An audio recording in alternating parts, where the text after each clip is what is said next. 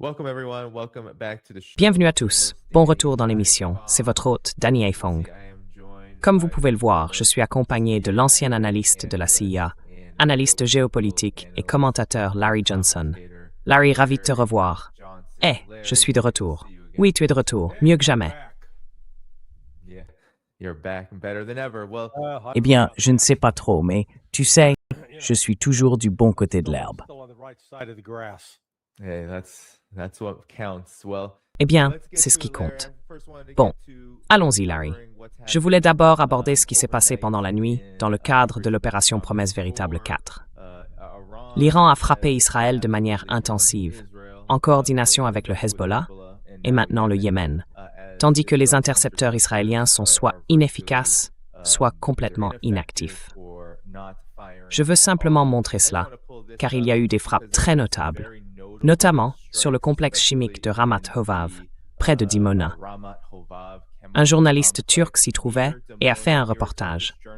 Je ne vais pas le diffuser, car il est entièrement dans cette langue, mais voici un résumé de DDGO Politics.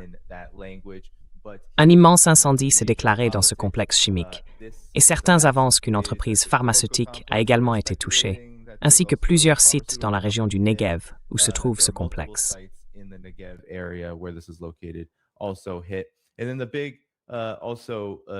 Et puis la grande nouvelle, Larry, c'est que Haïfa vient d'être frappé par un missile iranien, ou plusieurs missiles. Et cela a provoqué une chute d'environ 4% des actions de cette raffinerie de pétrole en seulement quelques minutes. Larry, je voulais te demander comment tu perçois l'évolution de cette guerre maintenant.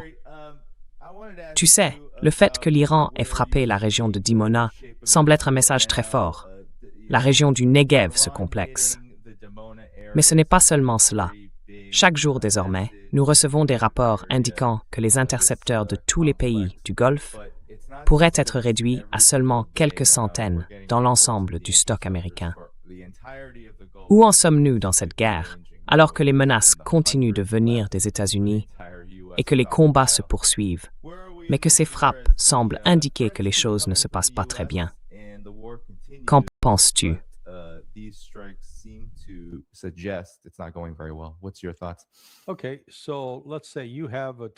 D'accord, disons que tu as un territoire de 10 000 carrés, ou, très bien, faisons 100 000 carrés. Moi, j'ai un territoire de 10 000 milles carrés. Tu vas lancer 20 missiles par jour contre moi, et moi, je vais lancer 20 missiles par jour contre toi. Qui sera saturé en premier?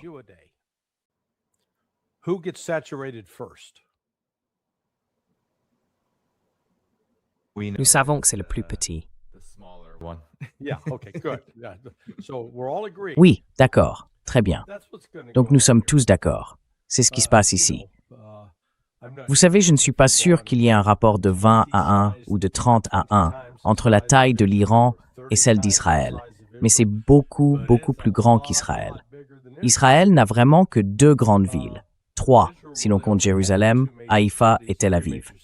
Ils ont d'autres endroits plus petits, mais environ 55% de la population vit dans 2 de ces villes. Ce n'est pas comme s'ils avaient une douzaine de centrales électriques réparties dans tout le pays, ou une douzaine de raffineries de pétrole. Donc simplement du point de vue où chaque camp continue de livrer à peu près la même quantité de puissance de feu à l'autre, le plus petit va s'épuiser beaucoup plus vite et ne pourra pas poursuivre le combat. C'est ce qui se passe. C'est à peu près aussi simple que je peux l'expliquer.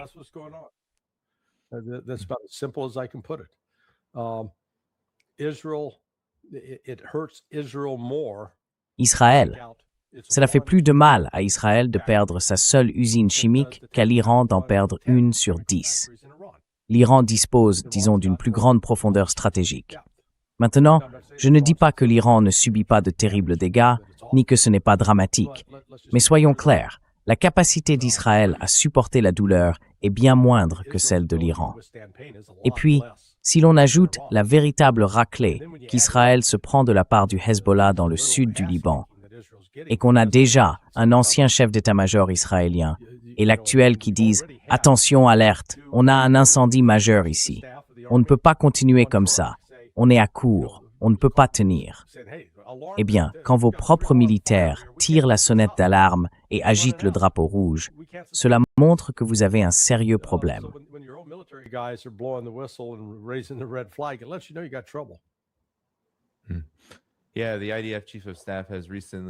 Oui, le chef d'état-major de Tsahal a récemment tiré la sonnette d'alarme, affirmant que l'armée est au bord de l'effondrement dans les semaines à venir si la situation continue ainsi. Je veux dire, dans cette même salve, cette même vague de frappes de l'Iran, il y a également eu des rapports indiquant que le Hezbollah et Ansar Allah coordonnaient leurs actions dans plusieurs zones, la région de Tel Aviv et le nord d'Israël avec le Hezbollah, puis autour de Dimona et plus au sud avec le Yémen.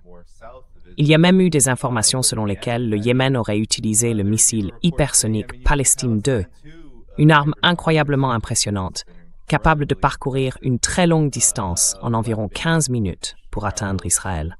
Qu'en penses-tu?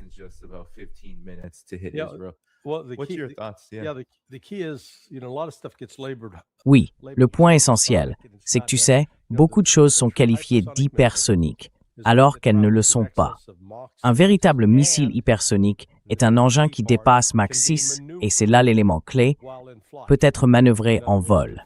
En d'autres termes, il peut activer des moteurs supplémentaires ou autres dispositifs pour changer de direction.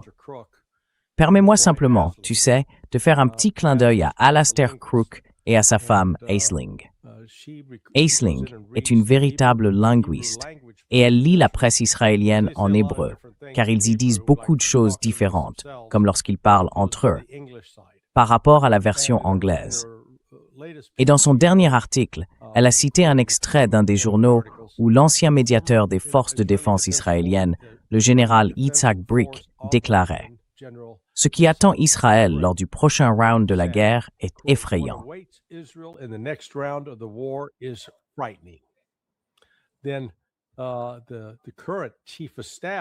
Alors, l'actuel chef d'état-major de l'armée israélienne s'est levé et a déclaré « Tsahal est en train de s'effondrer ». Ce ne sont donc pas des critiques extérieures. Ce sont des hommes qui ont soit dirigé l'armée, soit occupé un poste très élevé, ou, dans le cas de l'actuel chef, on dit « Écoutez, c'est dangereux. Nous ne pouvons pas continuer ainsi. » Et vous savez, le signe de cela vient du Liban. En fait, voici ce que le chef d'état-major a dit au cabinet de sécurité. Il a déclaré « Les forces de défense israéliennes vont imploser. Je vous lève 10 drapeaux rouges. Tsahal a désormais besoin d'une loi sur la conscription, d'une loi sur la réserve, d'une loi prolongeant le service obligatoire. Dans peu de temps, Tsahal ne sera plus prête pour ses missions de routine et le système de réserve ne tiendra pas.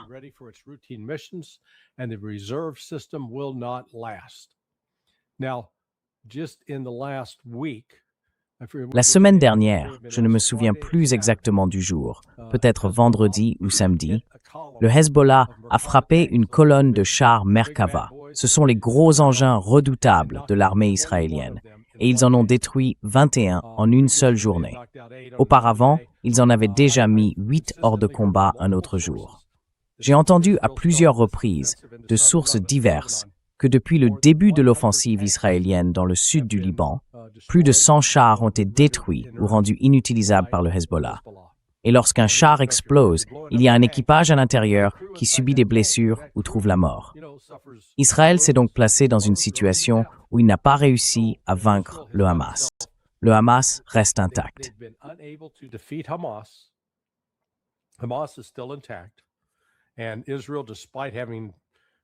Et Israël, malgré tous les avantages militaires imaginables en termes de nombre, de qualité des armes et de type de système d'armement, n'a pas réussi à vaincre le Hamas.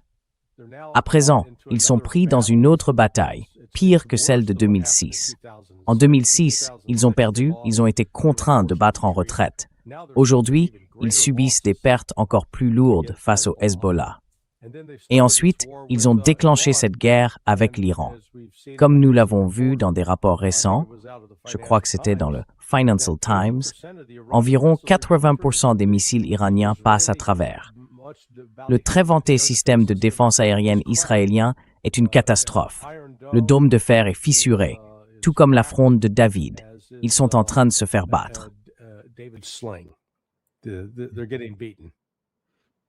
Yeah. And Larry, what effect is this Oui. having in Et the Larry, war in particular? quel effet cela a-t-il sur la guerre, en particulier du côté israélien, mais peut-être aussi sur l'ensemble de l'effort de guerre? Parce que tu sais, il est difficile d'obtenir de bonnes images. Il y a eu beaucoup de surveillance, de répression et de censure de ces images, mais cela se produit chaque jour. Comme tu l'as dit, maintenant il y a, tu sais, 8 ou 10 de ces frappes qui arrivent. L'Iran rapporte toujours que des millions d'Israéliens se réfugient dans des abris chaque jour. Quel impact cela a-t-il réellement, surtout étant donné que l'Iran devient plus précis et intensifie ses frappes? Honnêtement, je ne sais pas. Personne ne sait exactement où se trouvent les armes nucléaires d'Israël, mais ils frappent la zone où beaucoup pensent qu'elles se trouvent, et c'est très important.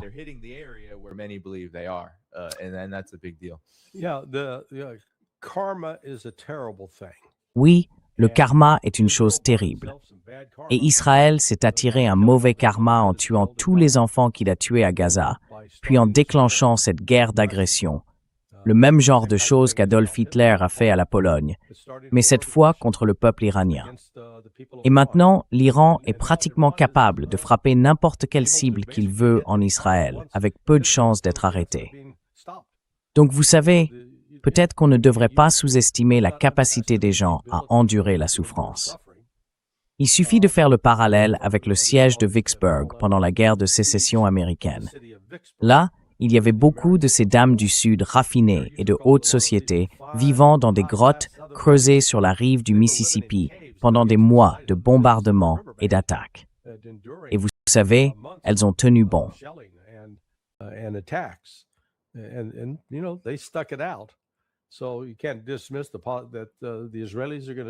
On ne peut pas ignorer le fait que les Israéliens vont essayer de tenir bon. Mais l'économie d'Israël s'effondre dans le processus, et ils ne vont pas attirer davantage d'immigrants à cause de la nature de la guerre. Et en plus de cela, le gouvernement Netanyahou est tellement maladroit, tellement stupide. Lorsqu'ils ont fermé, eh bien c'est une chose d'irriter les musulmans. On sait déjà qu'ils les détestent, mais ils ont fait la même chose avec les chrétiens en bloquant l'accès à l'église du Saint-Sépulcre pendant la Semaine Sainte, de Dimanche des Rameaux, qui était hier, jusqu'à Dimanche de Pâques qui arrive. Et maintenant, ils ont le Vatican en colère contre eux, l'Italie en colère contre eux, les catholiques en colère contre eux. Israël est donc en train d'écrire le livre inverse de celui de Dale Carnegie, Comment se faire des amis et influencer les gens. Il sait comment perdre des amis et n'avoir d'influence sur personne.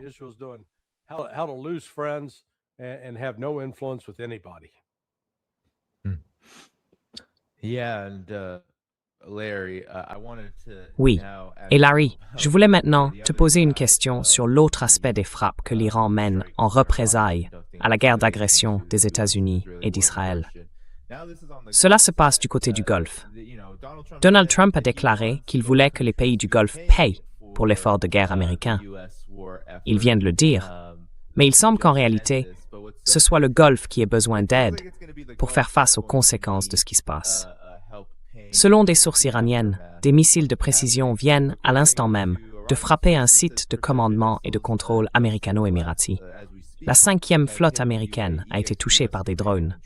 Et bien sûr, Israël continue d'être frappé dans plusieurs zones. Un navire porte-conteneurs appartenant à une société israélienne vient également d'être touché.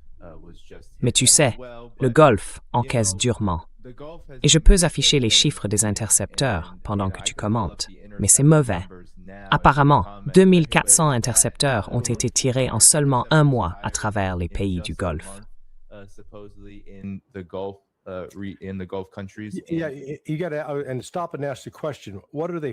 Oui, et arrêtons-nous pour poser la question, que tirent-ils exactement? Parce qu'à la fin de 2025, il n'y avait eu au total que 4620 missiles PAC-3 produits pour le système Patriot, au maximum. Eh bien, ils en ont utilisé un bon nombre, au moins 1000 en Ukraine, puis encore 1000, peut-être 1500 en juin dernier pendant la guerre de 12 jours. Donc, dès le départ, Les États-Unis sont entrés dans cette guerre avec seulement, disons, 2400 missiles PAC-3. Et ceux-là peuvent abattre environ 1200 missiles ennemis. Alors, qu'est-ce qu'ils lancent? Ce que je vous suggère, c'est qu'il y a ici un peu de mensonge. Ils manipulent la réalité.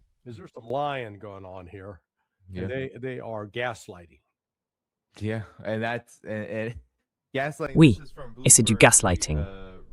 Cet article vient de Bloomberg, repartagé par DD Geopolitics, et il parle de ces chiffres officiellement rapportés. 2400 utilisés, 2800 au total dans le stock. Je veux dire, c'est déjà mauvais en soi, Larry. C'est mauvais en soi. Et je me demande, même avec ces seuls chiffres, combien de temps ça peut-il durer? Parce qu'Israël et les Émirats arabes unis, les pays du Golfe, ils semblent, je vois les vidéos, Larry, ils semblent en utiliser un grand nombre chaque jour. Je veux dire, une douzaine ici, 20 là. On le voit dans une seule vidéo. Il y en a 6, 10, 11.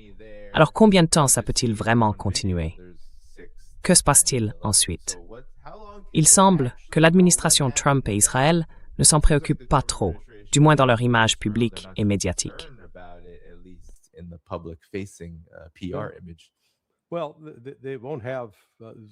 Eh bien, ils en ont plus. Je dirais qu'à ce stade, ils les ont épuisés. Ils sont à court. Il n'y a plus de missiles Patriot PAC-3 à tirer. Ils puisent donc probablement dans les anciens stocks, les PAC-2. Je pense qu'ils ont peut-être même utilisé un PAC-1. Mais tout ce que cela fait, c'est offrir un joli spectacle dans le ciel lorsqu'ils sont lancés, en l'illuminant. Ils ne seront pas forcément efficaces pour intercepter. Et vous savez, Ted Post a toujours soutenu que le nombre d'interceptions revendiquées lors des guerres ou des attaques précédentes avait été largement exagéré. Donc, en réalité, aucun des pays du Golfe n'a plus de défense aérienne efficace.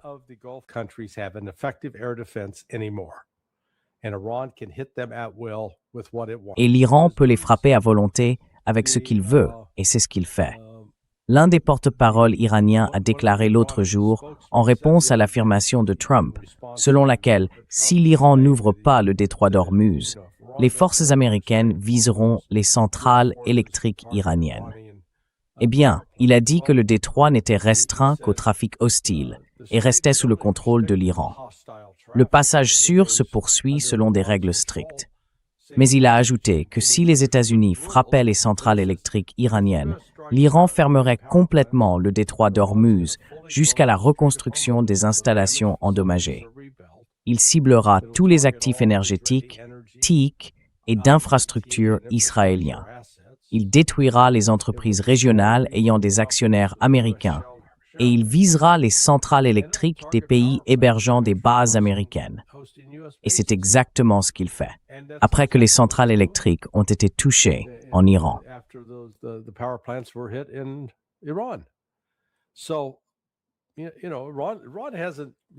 Alors vous savez, l'Iran ne plaisante pas.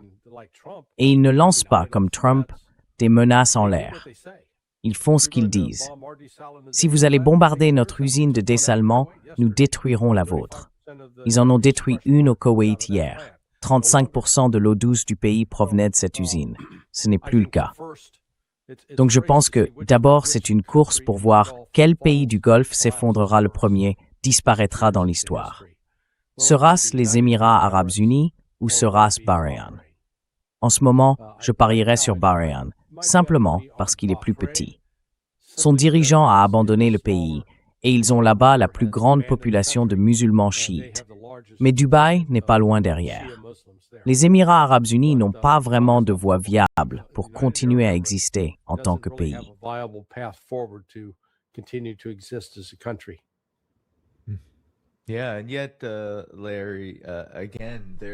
Oui, et pourtant, Larry, encore une fois, il y a tout ça. Eh bien, je suppose qu'on peut diviser la question entre Israël et les pays du Golfe. Ils continuent d'avancer. Je veux dire, malgré les signaux d'alarme tirés par le chef d'état-major lui-même en Israël, malgré les dégâts considérables, j'entends parler de dizaines de milliards de dollars déjà perdus dans le Golfe, en infrastructures et en gaz. Malgré tout cela, des pays comme les Émirats arabes unis et l'Arabie saoudite disent toujours « Continuez et assurez-vous que l'Iran ne puisse plus jamais faire cela ». et c'est ce qu'ils sont censés dire aux États-Unis. Pour ma part, j'ai plutôt l'impression que ce sont les États-Unis qui leur disent de le dire. Mais je suis curieux de connaître ton avis là-dessus, car contrairement à la guerre de 12 jours, on dirait qu'ils continuent de monter de plus en plus haut sur l'échelle de l'escalade, peu importe la souffrance qu'ils endurent.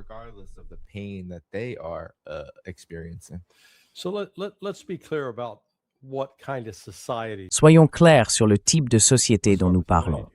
Commençons par les Émirats arabes unis.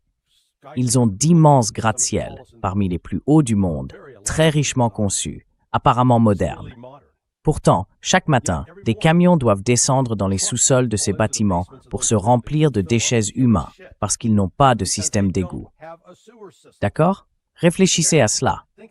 Ce pays soi-disant très moderne, très avancé, a un système d'assainissement comparable à celui de l'Inde, où une charrette passe chaque jour dans la rue et les gens y entassent leurs excréments. Ce n'est pas un pays sérieux.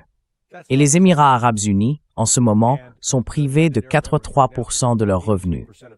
Des revenus provenant de l'exportation de pétrole, du commerce via le port franc de Jebel Ali, du tourisme, de l'immobilier, de la construction et du secteur financier.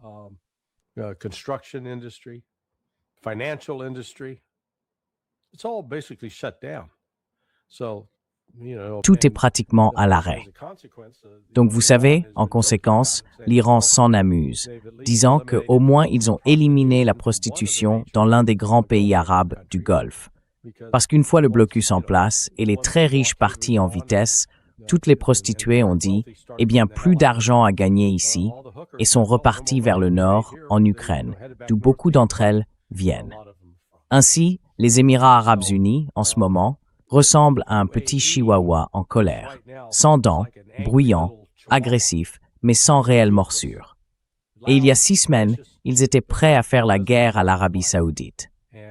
Maintenant, les Saoudiens se lamentent ensemble à propos du grand méchant Iran. Et vous savez, ils n'auraient pas dû chercher la bagarre.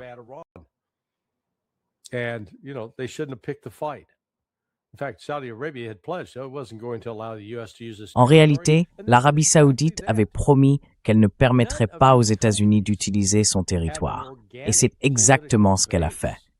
Aucun de ces pays n'a de base politique organique. Ils viennent tous, vous savez, d'une tribu qui a fini par dominer les autres. Puis ils se sont installés, comme les Saoudiens l'ont fait, en disant « Oh, nous sommes la maison royale des Saouds.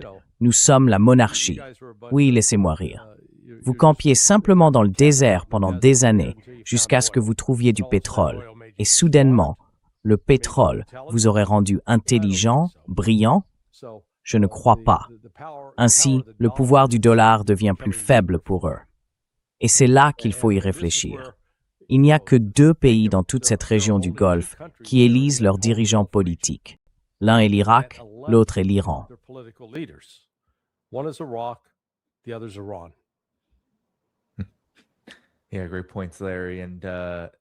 Oui, d'excellents points, Larry. Et tu sais, ça nous amène maintenant à ce que nous voyons de l'administration Trump, à savoir une sorte de panique déguisée en agressivité, une agressivité croissante, surtout autour de la possibilité d'une crise, d'une opération terrestre, voire de plusieurs opérations.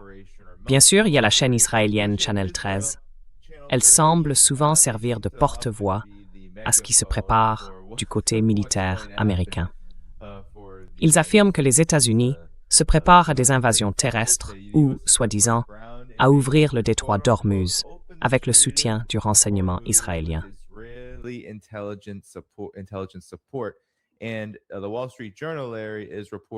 Et le Wall Street Journal, Larry, rapporte que Trump envisage une opération militaire au sol en Iran pour extraire 1000 livres d'uranium.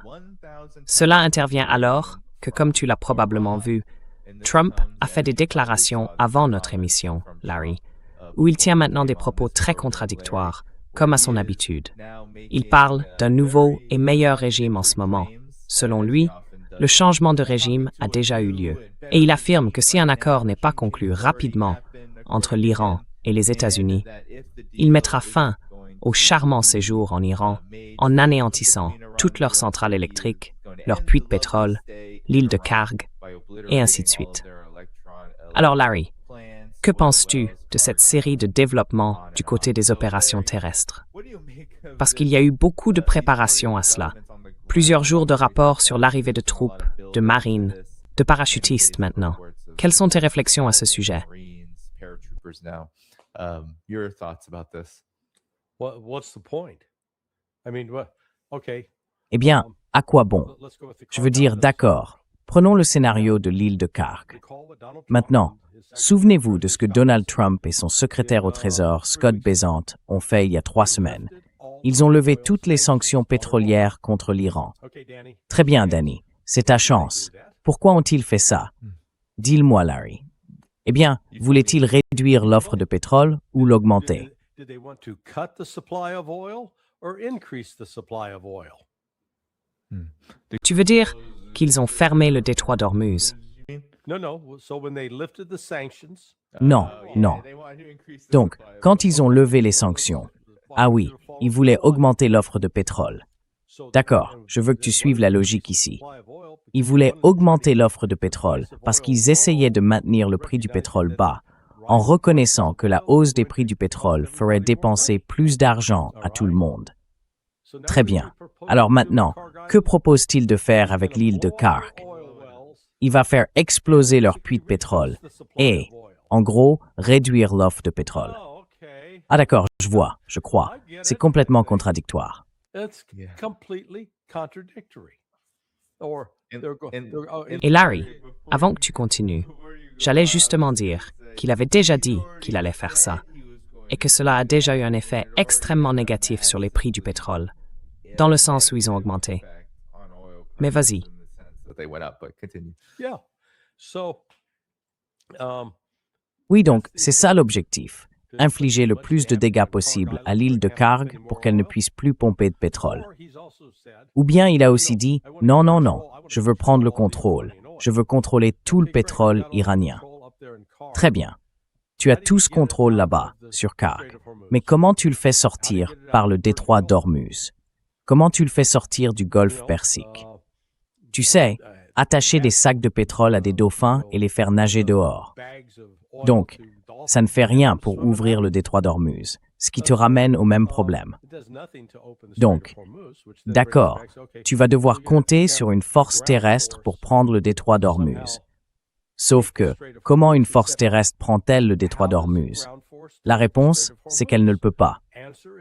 Pour ouvrir le détroit d'Ormuz, en gros, il faut s'assurer qu'il n'y ait pas de mines. you're going to have to ensure that there are no mines.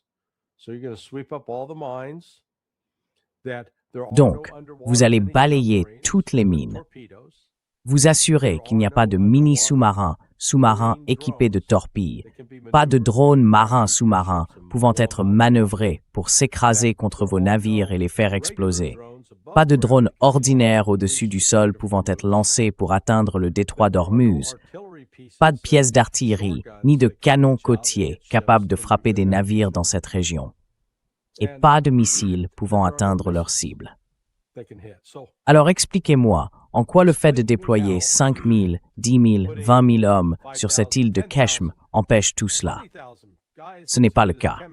C'est justement le problème. Il faut prendre du recul et se demander, d'accord, quelle est la mission? Il n'est pas nécessaire d'être Clausewitz, Sun Tzu ou un stratège militaire chevronné pour comprendre tout ça. Some advanced military strategist to figure this stuff out. Just ask yourself the simple question. Posez-vous simplement une question. Qu'essayons-nous vraiment d'accomplir? À part vouloir avoir l'air bien et dire « Hey, nous sommes, vous savez, comme Douglas MacArthur lors de ses débarquements au golfe de Leyte, là où ils ont tourné la scène. 17 prises. Il voulait le filmer en train de débarquer. Et il a insisté pour qu'on refasse la scène encore et encore, jusqu'à obtenir la bonne prise. Eh bien, ceci n'est pas un coup de communication. Quelle est la véritable conséquence militaire? J'établis un parallèle avec la guerre du Pacifique menée par les États-Unis, où la toute première bataille terrestre que nous avons livrée fut celle de Guadalcanal. La mission consistait à s'emparer de cette île et à empêcher les Japonais de l'utiliser pour lancer des attaques aériennes contre les navires de la région, car elle se trouvait près de la Nouvelle-Zélande et de l'Australie.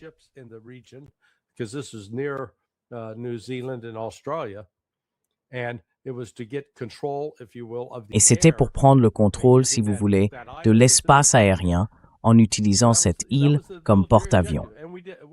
C'était l'objectif militaire, et nous l'avons atteint. C'était clair. C'est ce que nous cherchions à faire. Mais si on prend un peu de recul, on se demande, bon, qu'est-ce qu'on essaye de faire sur le terrain? Quel est l'objectif militaire? Énerver les Iraniens, parce que c'est exactement ce que ça va faire. Ah, et mettre nos soldats en danger pour qu'ils aient plus de chances d'être tués ou blessés. Oui, ça aussi, ça va arriver. Alors, est-ce que je pense que Donald Trump va faire ça? Oui, je le pense. Je crois qu'il a autour de lui suffisamment de gens complètement fous qui ne comprennent rien à la logistique ni aux capacités militaires et qu'ils vont l'encourager à le faire. Et ce seront ensuite quelques marins, marines ou soldats qui en paieront le prix.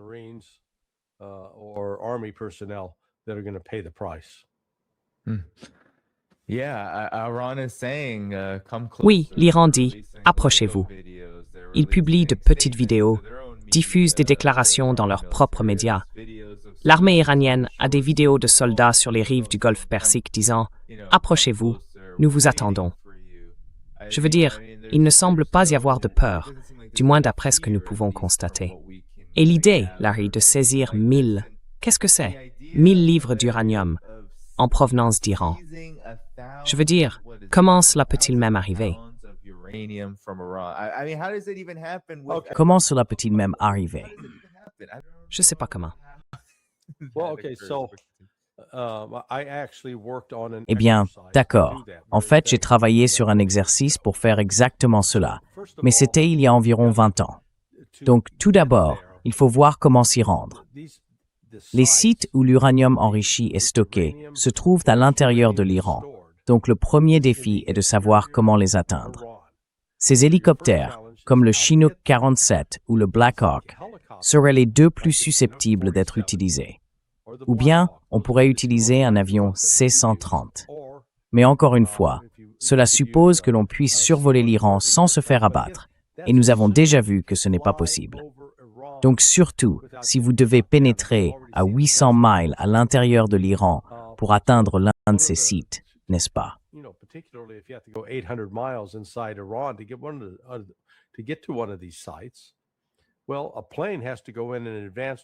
Eh bien, un avion doit partir à l'avance pour déposer des réservoirs souples de carburant.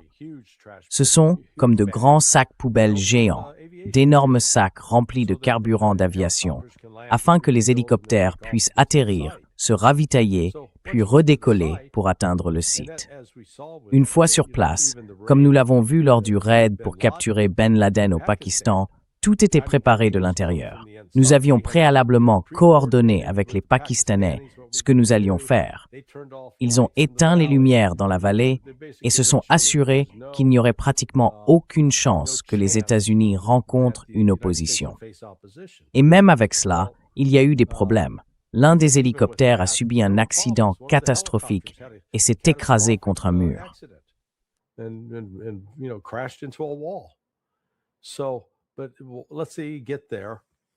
Mais disons que vous y arrivez et que les lieux sont fortement défendus et que vous essayez de vous frayer un chemin par la force. Disons que vous y parvenez, mais que vous allez subir d'énormes pertes. Les États-Unis subiraient des pertes importantes. C'était la leçon, c'était le résultat de l'exercice sur lequel j'ai travaillé. Des pertes inacceptables. Mais ensuite, une fois sur place, il faut emballer ces 1000 livres d'uranium dans quelque chose de blindé, ce qui peut ajouter encore 500 à 1000 livres. Tout à coup, on parle d'un poids considérable, et il faut alors s'assurer d'avoir un hélicoptère capable de le supporter.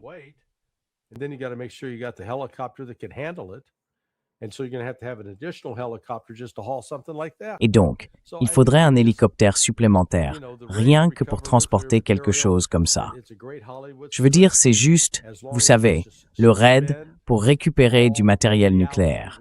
C'est un excellent scénario hollywoodien, à condition de suspendre toute notion de réalité quant à ce qu'il faut pour qu'un appareil aille du point A au point B, et de supposer qu'il n'y ait aucun accident. Mais nous avons connu trop d'expériences de ce genre au fil des ans. La tentative de sauvetage des otages en 1980 pour libérer les otages américains en Iran, appelé Eagle Claw, l'un des avions est entré en collision avec l'un des hélicoptères dans le désert. Il a pris feu et a tué, je crois, 6 personnes. Un bon ami à moi faisait partie des jeunes Rangers de l'armée en mission. Il assurait la sécurité du périmètre quand c'est arrivé. Puis, si l'on avance jusqu'à l'opération contre Ben Laden, l'un des hélicoptères s'est écrasé.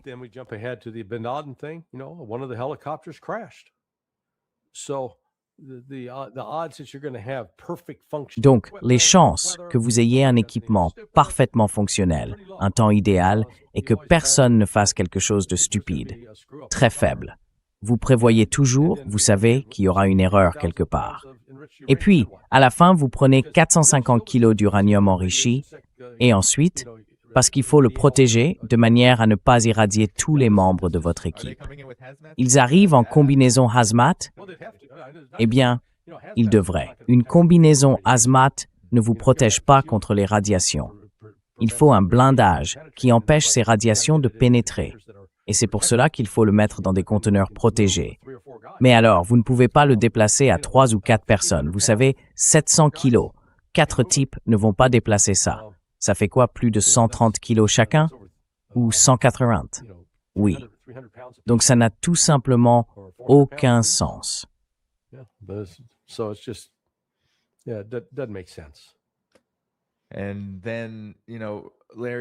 Et alors, tu sais, Larry, est-ce que l'Iran attend cela? Je suppose qu'il y a eu d'importantes préparations, vu la manière dont l'Iran s'exprime, et vu le temps qu'il faut pour que toutes ses forces atteignent le Moyen-Orient. Et maintenant, ils doivent se préparer à une opération. Donc cela fait de très nombreuses semaines que tout se met en place. Sans parler du fait que, j'en suis sûr, l'Iran affirme dans ses vidéos et ses déclarations qu'il se prépare à cela depuis des années, à une attaque terrestre américaine. Alors que se passe-t-il quand l'Iran réagit? Parce que je suppose qu'ils seront très attentifs au moment où des parachutistes américains, des marines ou d'autres poseront le pied sur leur sol.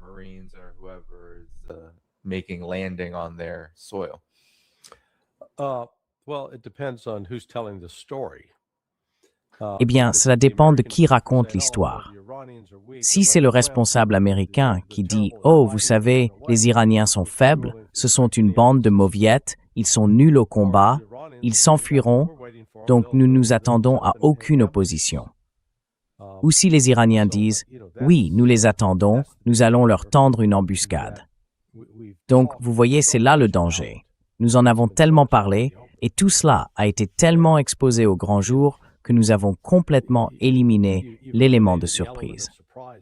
Maintenant, il faut toujours garder à l'esprit que peut-être les discussions à propos de l'île de Karg et de l'île de Keshm et de l'attaque d'un site nucléaire sont peut-être délibérément diffusées pour dissimuler une autre opération.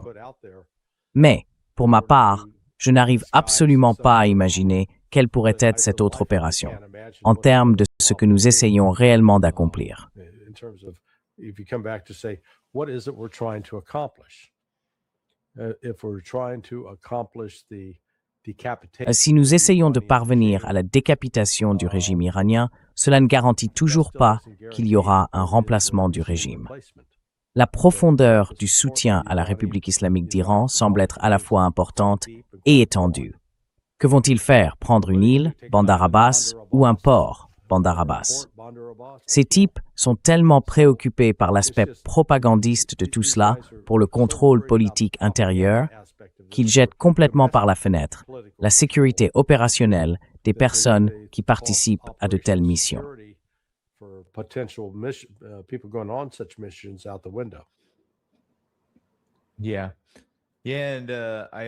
Oui, et j'imagine qu'une grande partie de la pression pour accélérer une attaque terrestre, une offensive terrestre contre l'Iran, est largement liée, comme on l'entend jour après jour, Larry, au marché de l'énergie et à ce qui s'y passe. Oui. Yeah. Eh bien, Bloomberg vient de rapporter et de conclure que non seulement la mainmise de l'Iran sur le détroit d'Ormuz s'est encore resserrée après un mois de guerre, mais que cela constitue la plus grande victoire stratégique du conflit jusqu'à présent. Et je voulais montrer un graphique qui illustre une réalité majeure que les médias traditionnels, l'Occident et bien sûr l'administration Trump refusent de reconnaître, à savoir que les ventes de pétrole iranien non seulement augmentent, mais qu'elles vont, si l'on regarde ici, c'est la Chine. Et c'est là que le pétrole part, vers la Chine.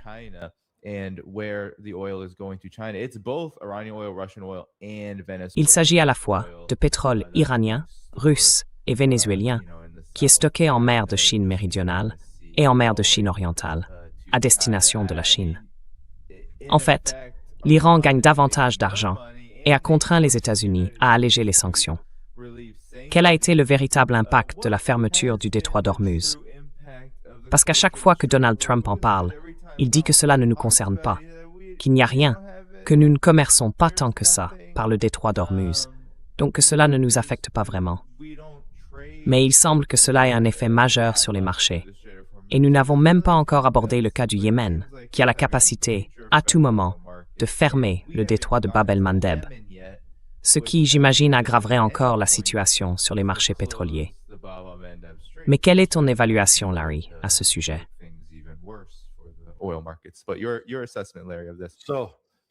Alors, tu es un gamin des villes, c'est ça?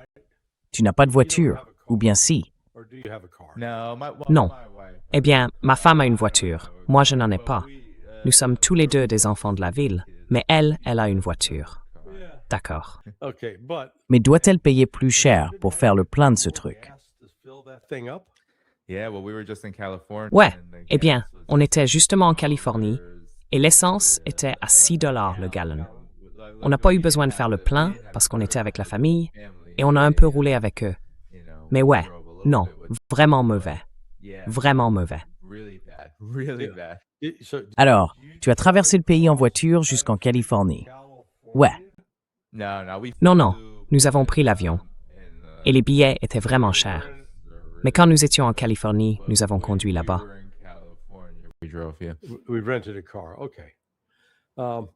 So nous avons loué une voiture. that's the number one thing that's hitting D'accord. Americans right now. is Donc c'est la première chose qui frappe les Américains en ce moment. has, Le prix du pétrole a augmenté, et donc celui de l'essence aussi, ainsi que celui du diesel. Le diesel a augmenté, disons. Si l'essence a pris $1, le diesel a pris le double, $2, n'est-ce pas?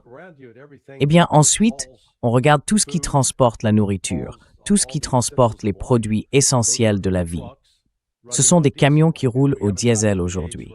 Nous n'en sommes pas encore à l'époque où les camions électriques d'Elon Musk dominent les routes. Mais avec un tel impact sur l'économie, la situation ne peut empirer. L'inflation va augmenter, pas diminuer. Et nous nous retrouvons alors dans une situation où l'économie ralentit, les gens perdent leur emploi, mais les prix continuent de grimper. Cela s'appelle la stagflation. La dernière fois que nous avons dû affronter cela sérieusement, c'était dans les années 1970, à l'époque où j'étais à l'université et que je commençais ma vie. Back when I was in college and just starting out in life. It's something that we haven't seen for well over 50 C'est donc quelque chose que nous n'avons pas vu depuis plus de 50 ans, et cela va nous frapper. Et cela touche aussi le monde entier. Ainsi, le prix du carburant augmente, le coût du transport grimpe de façon spectaculaire, les prix des engrais montent en flèche. Et ce n'est pas sans coût. Cela signifie que le pays devra se passer de certaines choses. Et à cela s'ajoutent les pénuries dans la chaîne d'approvisionnement. Ce que l'Iran a accompli en resserrant et en imposant des contrôles sur les produits sortant du Golfe Persique a essentiellement déclenché une bombe. C'est comme faire exploser une bombe à bord d'un avion. Elle a explosé et l'avion va s'écraser. Parce que cela n'affecte pas seulement le secteur pétrolier. Cela touche aussi le secteur du gaz naturel liquéfié, ce qui a des effets secondaires et tertiaires sur d'autres activités, n'est-ce pas?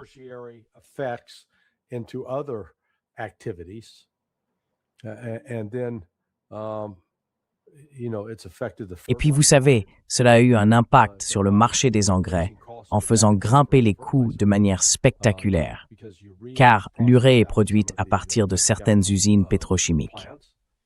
L'hélium est apparemment essentiel à la fabrication des puces informatiques. Je ne le savais pas, mais maintenant oui. Et l'acide sulfurique, qui est, vous savez, un produit chimique précurseur majeur utilisé dans la production de combustible nucléaire à partir de l'uranium. Il y a donc de nombreuses conséquences secondaires et tertiaires à cette décision de fermer le Golfe, auxquelles personne n'avait vraiment réfléchi. Je suis sûr que vous n'en avez jamais lu d'article, mais maintenant que cela se produit, les gens se rendent soudain compte à quel point ils dépendent de ce Golfe Persique pour assurer le flux de pétrole et de tout le reste.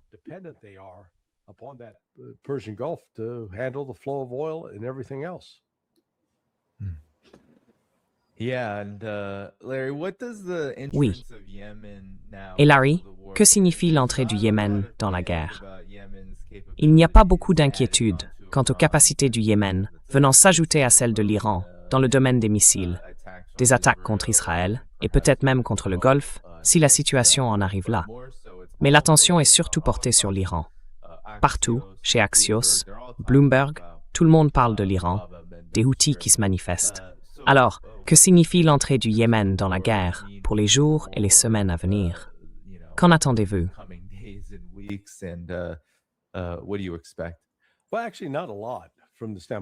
Eh bien, en réalité, pas grand-chose.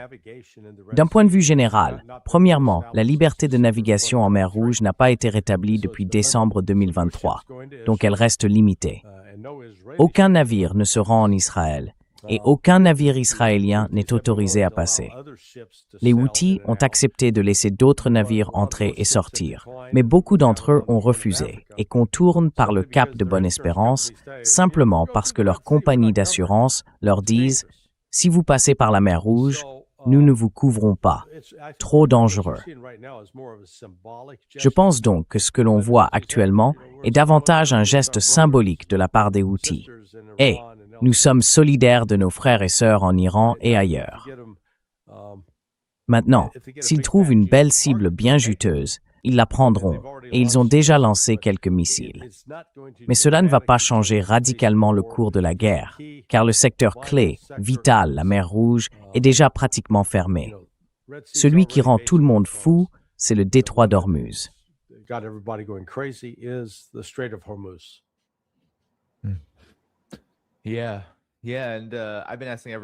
Oui, et j'ai posé cette question à tout le monde, Larry. Que penses-tu du tableau régional global du côté de l'axe de la résistance maintenant que nous avons dépassé un mois de guerre? Parce que nous avons évoqué brièvement le Hezbollah, je crois que le nombre se situe désormais entre 80 et 100 chars Merkava israéliens détruits. Mais il y a de violents combats partout. Ils tirent des missiles avancés, affrontent directement l'armée d'occupation israélienne également. Et puis, la résistance irakienne a été une force majeure en Irak pendant cette période. Et bien sûr, il y a Ansar Allah, et le grand acteur, l'Iran, qui a été contraint de se défendre immédiatement et dès le début contre l'agression. Alors, quelle est ton analyse de ce moment, maintenant que nous avons vu comment les choses ont évolué, surtout à l'échelle régionale, du côté de l'axe de la résistance?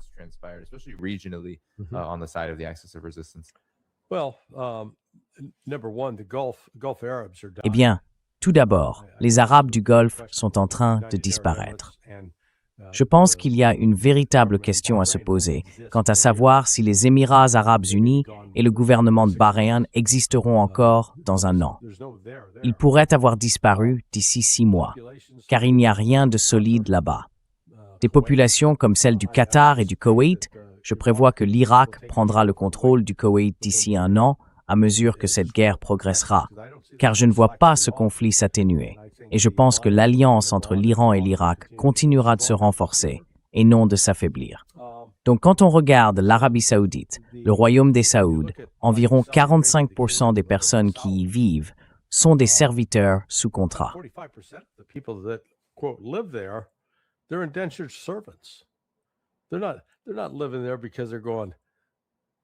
Ils ne vivent pas là-bas parce qu'ils se disent « Bon sang, Est-ce que l'Arabie saoudite est un endroit sympa où vivre ou quoi?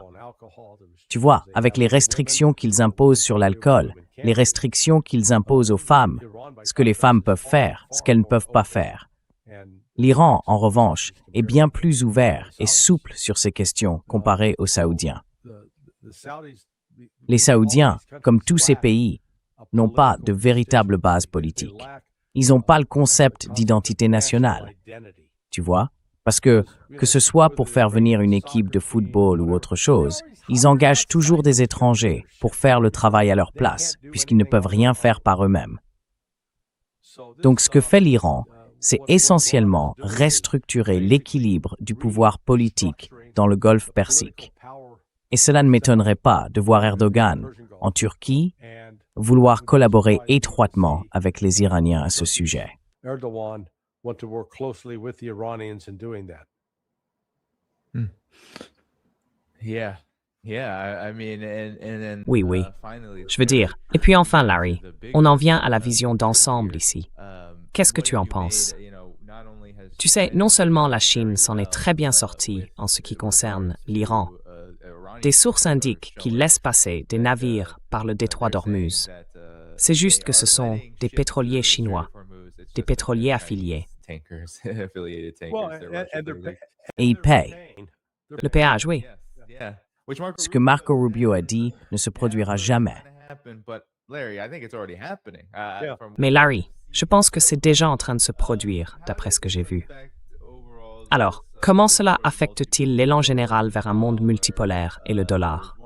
J'ai vu un graphique qui montrait que le pourcentage de réserves détenues en dollars en 2025 avait déjà chuté en flèche et que la situation empire. Est-ce que cela aggrave les choses, la crise énergétique que nous observons? Et qu'est-ce que ça signifie pour le nouvel ordre mondial en mutation? What does it mean for the changing world order? Well, let's say worse for who, okay? Eh bien, disons, pire pour qui? D'accord? Cela va provoquer une flambée inflationniste généralisée. Le prix du pétrole sera si élevé qu'il augmentera et incitera les gens à acheter des véhicules électriques. Et le pays numéro 1 dans ce domaine, qui fabrique des véhicules électriques, c'est la Chine. Donc on assistera à un basculement vers les véhicules électriques, du moins dans de nombreuses zones urbaines. Je ne suis pas sûr que cela ait du sens pour certaines zones rurales ou isolées. Cela va enrichir, comme vous l'avez dit, à la fois l'Iran et la Russie. Et je m'attendrai à ce que d'autres pays de l'OPEP producteurs de pétrole, comme le Nigeria, en profitent aussi. Il se peut que, vous savez, pour le Venezuela, mais encore une fois, ils sont limités parce que leur infrastructure ne leur permet d'extraire, disons, 1 million de barils par jour.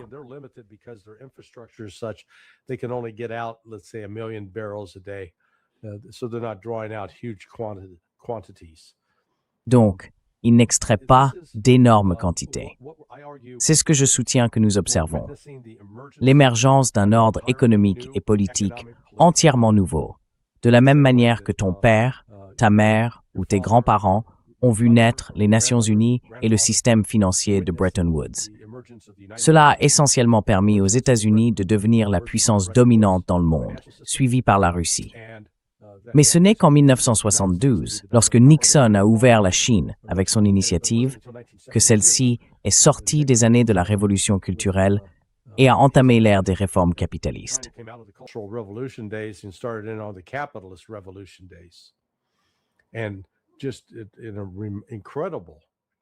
Et c'est une transformation absolument incroyable de la société en 50 ans.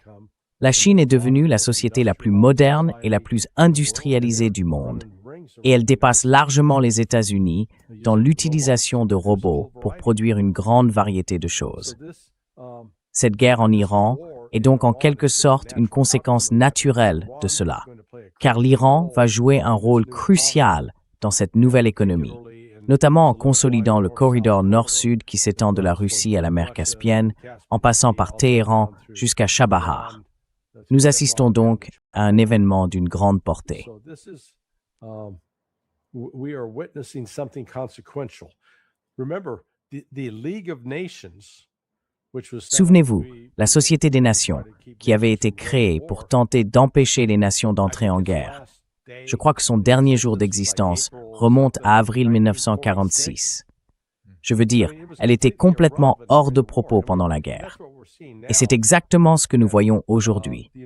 L'Organisation des Nations Unies est totalement hors de propos. Vous savez, des membres du personnel de l'ONU se font tuer. Qui cela intéresse? Le Conseil de sécurité de l'ONU adopte une résolution, et si les pays n'en veulent pas, ils s'en moquent et passent à autre chose. Voilà. Donc on assiste à cette désintégration. Et puis, nous avons aussi ce que j'appellerais un fossé scientifique et culturel. Il y a à la fois une dimension économique et une dimension militaire. Alors la question est la suivante.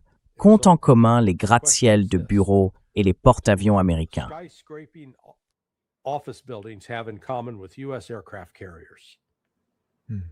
Quoi? Ils sont tous deux dépassés pour le XXIe siècle. Je veux dire, voyez les choses ainsi. Vous avez un immeuble de bureaux de 100 étages, mais vos employés peuvent tous travailler depuis chez eux. Ils n'ont pas besoin d'aller au bureau. Alors pourquoi garder cet immeuble? C'est pour cela que tant de ces bâtiments sont aujourd'hui vides. Ils ont été construits à une époque où le modèle était « aller au bureau », et vous savez, on y faisait les fêtes de Noël, et les gens récoltaient du matériel compromettant les uns sur les autres. C'est la même chose avec un porte-avions. Cela semblait une excellente idée au XXe siècle, quand il n'existait pas encore de missiles hypersoniques.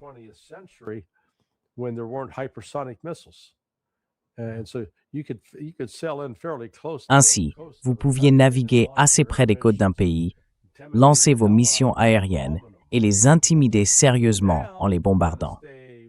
Mais aujourd'hui, vous devez rester peut-être à 1000 milles au large pour éviter d'être touché par un missile hypersonique, ce qui contredit un peu l'idée de transporter ces avions, puisque ceux-ci n'ont qu'un rayon d'action d'environ 500 milles. Donc, si vous êtes à 1000 milles, ils ne peuvent même pas parcourir la moitié du trajet vers le continent où vous voulez les envoyer sans être ravitaillés. Nous vivons dans un monde en mutation. La technologie le transforme. L'intelligence artificielle le transforme. La Russie et la Chine, leur montée en puissance militaire réelle, changent désormais toute l'équation.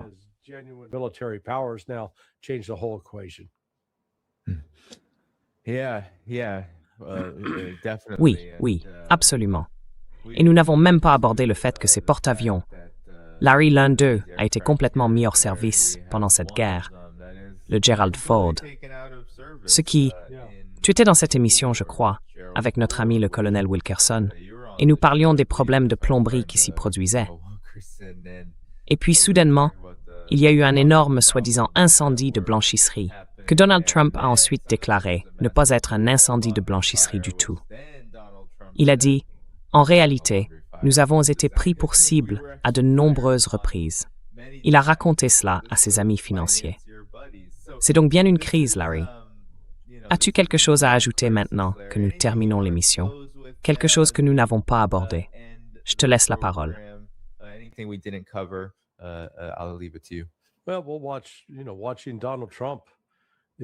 Eh bien, regarder Donald Trump, c'est comme regarder un match de tennis à Wimbledon, où le même joueur joue contre lui-même, d'un côté, puis de l'autre, encore et encore, et il est des deux côtés du filet. Ça ne va pas s'arranger. Je m'inquiète. J'ai reçu des signaux en provenance de Moscou, j'étais censé m'y rendre à la mi-avril, et avec Pepe Escobar, on nous a tous deux dit que la session que nous devions avoir, avait été annulée, car le Kremlin s'attend à une escalade dramatique de cette guerre avec l'Iran. Donc, nous verrons bien.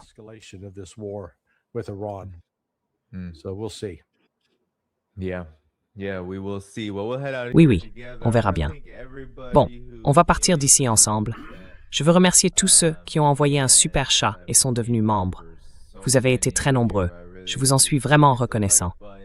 Cliquez sur le bouton « J'aime » avant de partir et n'oubliez pas de suivre Larry sur sonar21.com. Je serai de retour demain à midi, heure de la côte Est, avec notre ami Stas Kropivnik. Et d'ici là, tout le monde, au revoir. À bientôt. Au revoir. Bye bye. See ya.